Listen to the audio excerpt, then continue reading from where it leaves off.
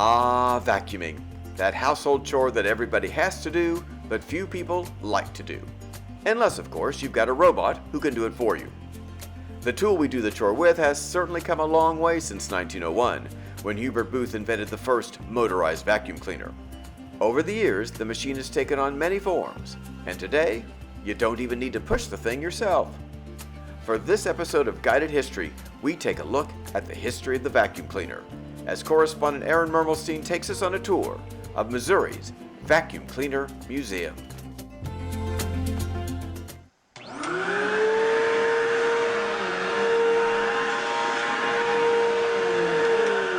Nature may abhor a vacuum, but here they are beloved. And then you can actually hear the suction on there. The hose would be attached to the end of there with a nozzle, and the lady of the home would be doing the vacuum while the child stood here and pumped.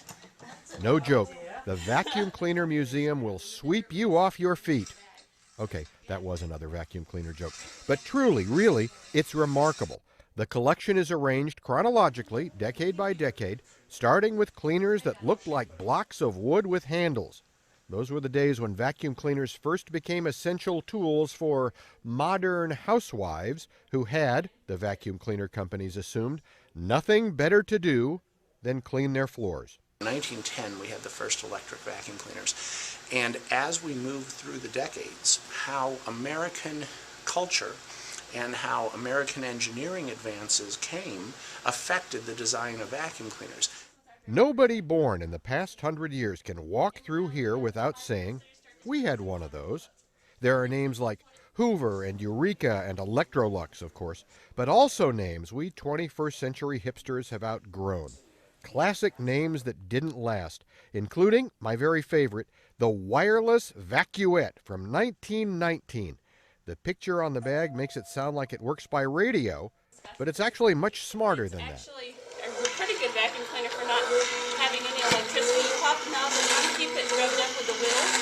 You actually do have very good suction as long as you keep it rubbed up. It's like a friction toy. Yeah. Right. It is. It uses worm gear. Say again? It uses a worm gear to turn the fan.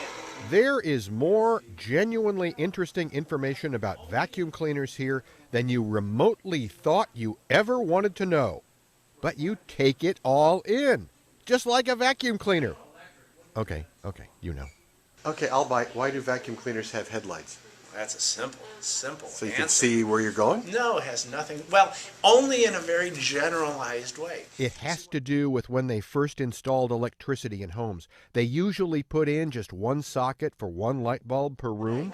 So you climbed up onto a ladder and unscrewed the single light bulb in your living room and connected your vacuum cleaner. Now, you truly were in the dark. So the headlights were put on vacuum cleaners originally because most people had only one light per room. See? Interesting stuff about vacuum cleaners. So you turn it on and just give it a little push, and it floats right on along on air. Now, when St. Louisans think of vacuum cleaner collections, and who in St. Louis doesn't, we think of the late Stan Can. His collection was not only original and huge, but he showed it off dozens of times on The Tonight Show. Johnny Carson loved him and loved his vacuum cleaners. Well, the handle, it cleaned great when it got away. Of course, Stan Can played the mighty Wurlitzer at the Fox Theater for years, and appropriately, now there's a display about his showbiz career there. It would be incomplete without a vacuum cleaner. The display is not incomplete.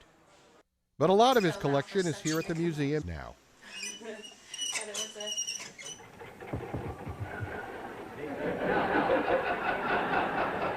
Vacuum cleaners are loved and respected here, and well cared for. Lock it in that position. And now, How old is that vacuum cleaner? it's 101 years old. It sounds brand new. I know it does. Thank you so much. These really were some of the very first vacuum cleaners that were ever made. So totally unique designs, things we'll never see again. It's not as if these vacuums are strictly museum pieces. That factory where they make vacuum cleaners, the engineers there learn from the vacuum cleaners here. For the engineers, it's a school. because some of the things that we're encountering today in how people clean, how long hair affects the rotating brush on a vacuum. Well, didn't you see what Hoover did in 1923? And the engineers will be like, no, how would we ever have seen what Hoover did in 1923? And then I'll go grab the machine and say, this is what they did. So see, these machines are not collecting dust. Well, yes they are, but okay, that's the last vacuum cleaner joke. I'm done.